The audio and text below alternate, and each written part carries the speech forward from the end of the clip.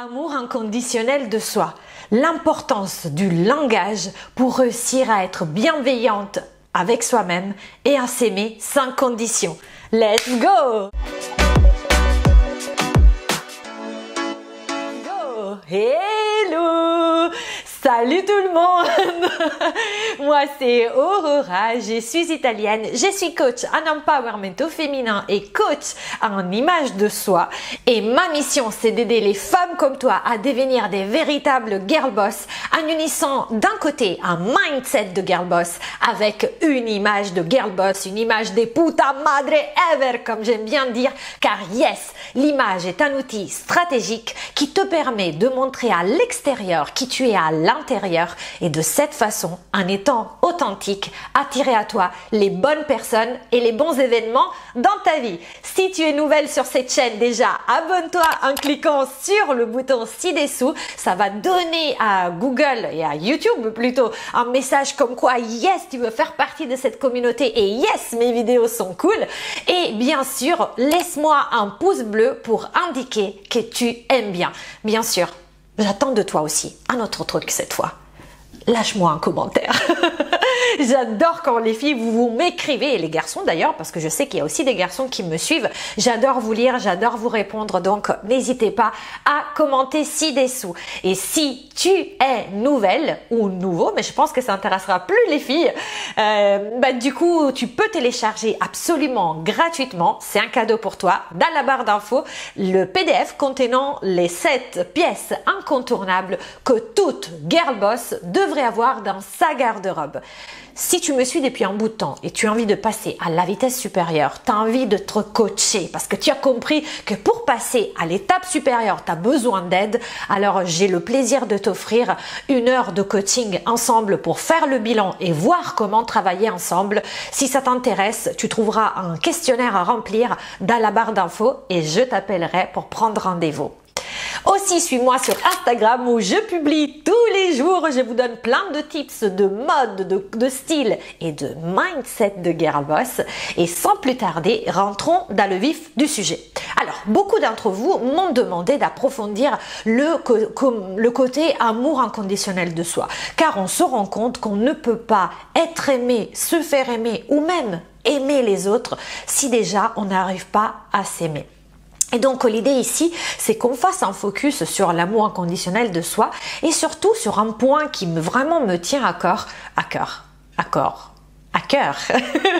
qui est tout simplement la façon dont on se parle, les mots qu'on utilise quand on se parle à nous-mêmes et aussi comment faire, parce que si vous me suivez, vous avez déjà entendu parler d'un outil phénoménal qui est le fait de se projeter et de interroger la future nous, la femme qu'on est déjà devenue pour lui demander comment elle a fait pour réussir. Et justement, pour réussir à rentrer en contact avec quelque part notre sagesse intérieure, notre nous du futur, il faut qu'on utilise certaines choses, certaines façons de se parler, un certain langage et bien sûr qu'on avoid, comment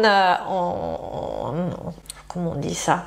Qu'on évite, voilà, et qu'on évite absolument certaines autres choses. Donc dans cette vidéo, reste avec moi, reste bien accroché parce que c'est très très important ce que je vais te dire.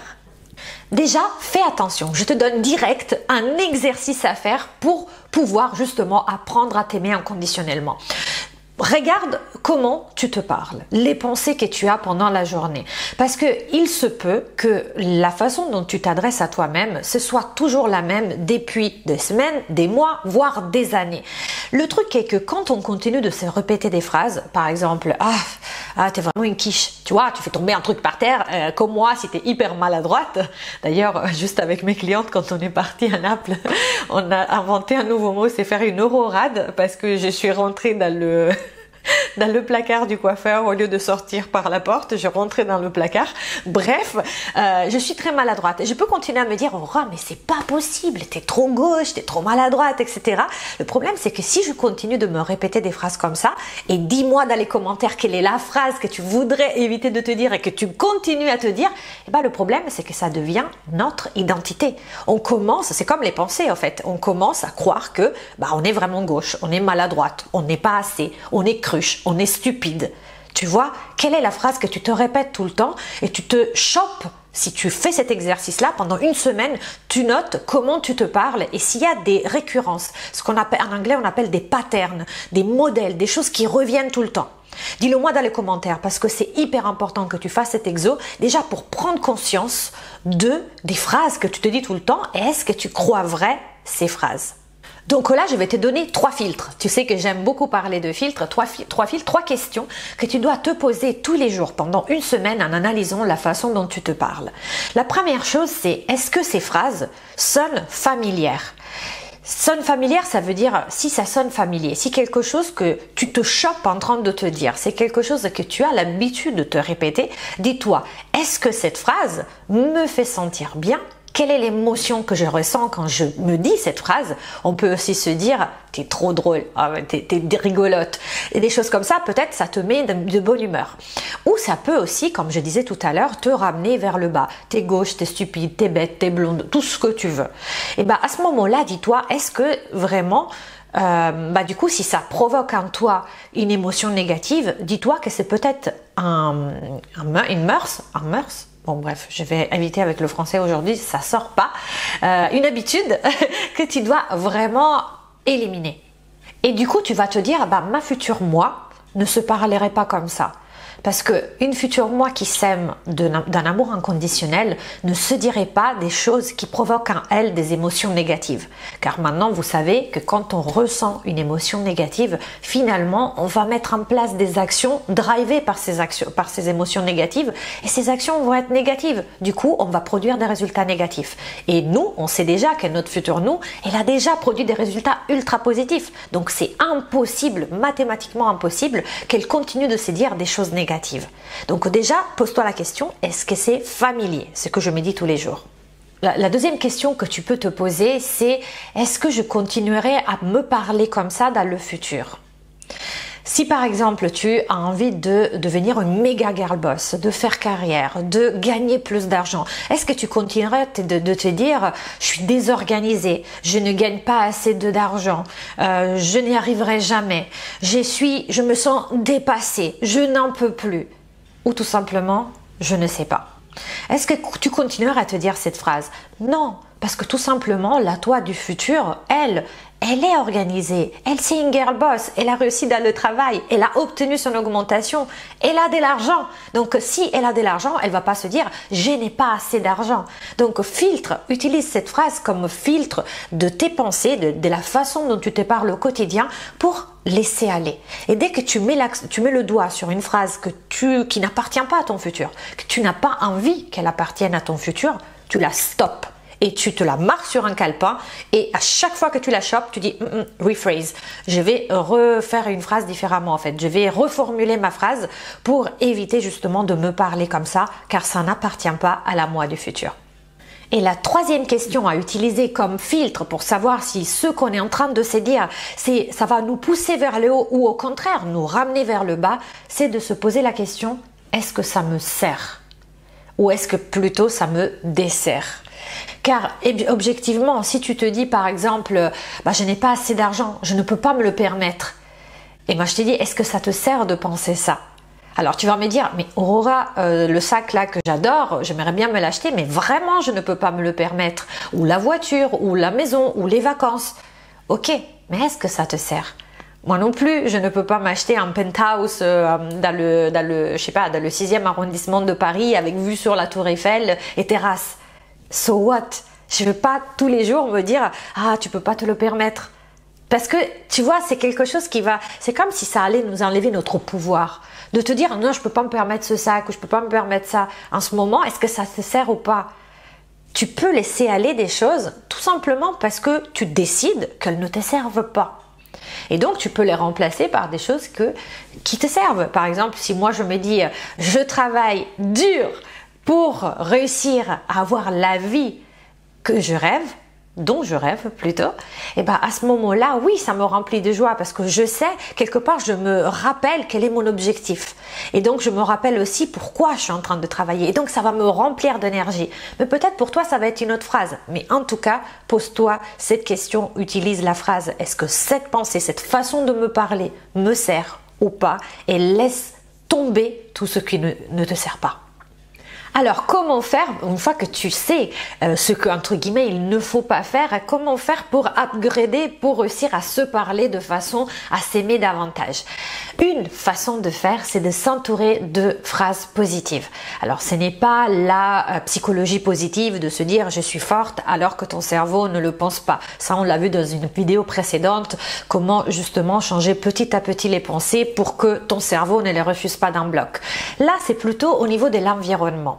C'est-à-dire que tu peux par exemple écrire des phrases qui t'inspirent et les entourer, les mettre dans des post-it si tu as envie, ou même dans des cadres. C'est-à-dire vraiment, il y a des gens qui le font au point de croix, il y a des gens qui le font comme poster, il y a des gens qui l'écrivent sur leur t-shirt, il y a des gens qui vont se mettre, moi à l'intérieur de mon alliance, j'ai un petit mot de mon amour avec la date de mariage. Vous voyez, vous voulez faire graver dans les bijoux, le t-shirt, partout dans la maison. Mais l'idée c'est quoi? C'est que quand vous voyez des phrases positives qui vous entourent, ce n'est pas des phrases positives qui vous concernent vous, c'est-à-dire je suis la reine du monde. Non, ça peut être vraiment des phrases qui vous parlent à vous, en fait, des phrases de dev perso, des phrases des poésies, vraiment des choses qui vous plaisent à vous, même les premiers mots de votre enfant, je t'aime maman, la carte cadeau pour la fête des mères. Vous voyez des petites choses qu'à chaque fois que vous regardez, que vous croisez du regard ce qui est écrit sur ces papiers ou sur votre t-shirt même, vous souriez. C'est un peu... ça vous remplit de joie, au fait. Et c'est ça qu'on cherche à voir. Des phrases qui, quelque part, c'est comme des câlins, en fait. Comme si à chaque fois que vous posiez le regard sur ces phrases, quelqu'un était en train de vous les dire et ça vous fait plaisir. Une autre façon... Voilà, je vais y arriver. Une autre façon absolument facile qui ne coûte rien pour réussir à s'entourer de mots positifs et aussi justement à s'aimer davantage parce vous savez, on est très influencé par l'environnement dans lequel on vit. C'est tout simplement d'écouter de la belle musique. Qu'est-ce qui t'inspire? Dis-moi dans les commentaires quelle est la chanson, tu l'écoutes et tu te sens une déesse. Et voilà, chante-la, danse devant le miroir quand tu t'habilles le matin, quand tu prends ta douche, chante sous la douche, mets de la musique à fond. Bon, bonjour les voisins. Mais entoure-toi aussi de belle musique avec des paroles qui te plaisent. C'est hyper important parce que quelque part, ça va te mettre dans un bon mood. Tu sais, quand tu es déprimé, qu'est-ce que tu veux faire? Tu veux écouter des chansons tristes parce que ça reflète, ça résonne avec ton mood. Et là, si tu as envie quelque part d'être joyeuse, de te sentir bien, de vivre comme la toi du futur qui est heureuse, qui a une vie épanouie, entoure-toi de belles paroles aussi au travers de la musique. Car la musique va droite vers ton âme, en fait. Je ne sais pas si ça t'est arrivé, mais parfois on écoute des chansons et on est médusé, quoi. Et voilà, entoure-toi de ces chansons-là qui te font du bien. L'autre conseil que je peux vous donner, c'est de ne plus te plaindre. Je sais que c'est très français et je sais que souvent on a l'habitude de se plaindre pour tout ce qui se passe dans notre vie, mais dès que tu te chopes en train de te plaindre, dis-toi un truc. Déjà, ne t'en veux pas parce que c'est normal, donc ne commence pas à te dire « Ah ouais, c'est pour ça que je suis malheureuse parce que j'arrête pas de me plaindre ». Non, commence pas à te flageller par rapport à ça. En revanche, je te donne un petit tips. Donc ça, s'il te plaît, marque-le toi, c'est hyper important. À chaque fois que tu te chopes en train de te plaindre, au lieu de dire juste, je sais pas, ah voilà, il y a encore un truc qui va pas, dis, ok, voilà, il y a encore un truc qui va pas, tu te chopes en train de penser ça et tu rajoutes et tu complètes la phrase avec quelque chose de positif. Je vais te donner un exemple. Tu es au travail et au fait, il y a ta collègue qui te tape sur le coquillard. Je sais pas si on le dit. Bref, elle te tape sur les nerfs et concrètement, elle te demande encore une fois de faire son taf et toi, tu as envie ce soir-là de rentrer tôt et t'as pas du tout envie de l'aider, mais elle insiste, du coup, ok, tu acceptes. Mais tu es très énervé et du coup tu pourrais te dire voilà, j'ai vraiment une collègue, mais c'est cette connasse. Voilà. Et là, tu te chopes en train de penser ça, de te plaindre par rapport à tes collègues. Et là, tu peux dire, j'ai vraiment une collègue qui est une bip et j'ai un super boulot qui me permet de partir en vacances et qui me permet de ne pas m'inquiéter tous les jours de ma sécurité. où tu rentres à la maison après avoir travaillé pour cette sympa collègue et tu as tes enfants qui commencent à te sauter dessus, qui commencent à crier et là, ah punaise, j'en peux plus de ces monstres, ils m'agacent, ils sont vraiment chiants ces gamins. Et aussi, ils sont en très bonne santé et je les adore. Donc à chaque fois que tu te chopes en train de te plaindre, c'est vraiment une petite astuce qui te permet quelque part de conditionner ton cerveau pour redresser la barre et finalement exprimer encore une fois de l'amour envers ton entourage et du coup par ricochet envers toi-même. J'espère que cette vidéo sur comment mieux se parler pour s'aimer inconditionnellement t'a plu. Si c'est le cas, mets-moi un pouce bleu, écris-moi dans les commentaires. Est-ce que ça t'arrive aussi de te plaindre? Est-ce que tu as bien aimé ce tips? Ça m'intéresserait beaucoup. Aussi, abonne-toi si c'est pas déjà fait. Abonne-toi aussi à mon Instagram où j'ai publié tous les jours. Et d'ici la prochaine vidéo, je te dis ciao et à la prochaine.